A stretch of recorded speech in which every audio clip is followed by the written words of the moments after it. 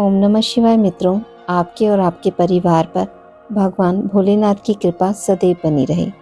आज हम पौष अमावस्या की कथा सुनेंगे। चलिए शुरू करते हैं। प्राचीन समय की बात है।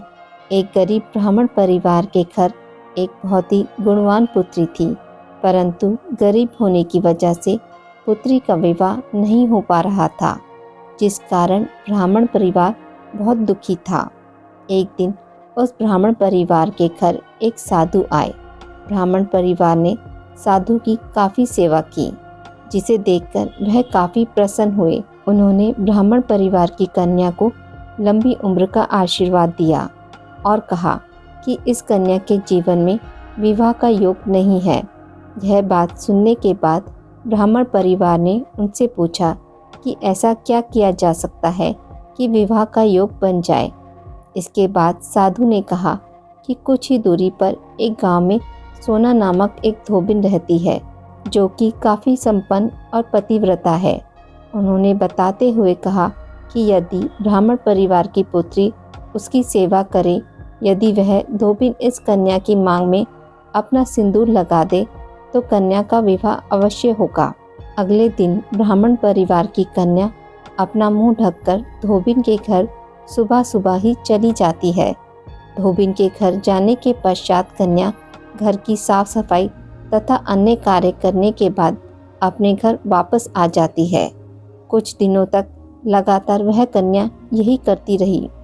एक दिन धोबिन अपनी बहू से पूछती है कि क्या वह सुबह सुबह ही सारा कार्य पूरा कर लेती है, और धोबिन को पता ही नहीं चलता। परंतु बहू ने कहा कि उसे लगा कि धोबिन ही सुबह सुबह उठकर सारा काम उसके उठने से पहले ही खत्म कर देती है। इसके बाद अगले दिन वह निगरानी रखते हैं कि आखिर कौन उनके घर का काम खत्म करके जाता है। अगले दिन उन्होंने देखा कि एक कन्या उनके घर आई और घर का सारा काम खत्म करके अपने घर वापस चली गई। यह सब देखने के बाद जब दूसरे दिन कन्या धोबिन के घर आई, तो धोबिन कन्या से पूछने लगी कि वह कौन है। कन्या ने धोबिन को सारी बात बता दी। कन्या की बात सुनने के बाद धोबिन ने अपना सिंदूर कन्या की मांग में लगा दिया।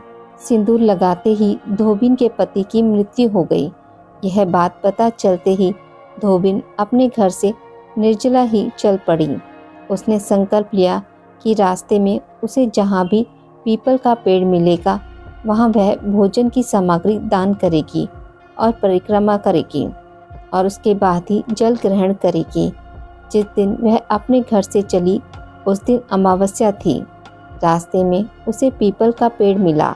उसने पकवान की जगह ईंट के टुकड़ों से 108 बार पीपल के पेड़ को भवरी देकर पीपल के पेड़ की परिक्रमा की और जल ग्रहण किया।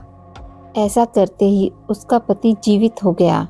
इसलिए जो व्यक्ति हर अमावस्या पर भवरी अर्थात भोजन की सामग्री दान देता है, उसके घर सुख समृद्धि आती है।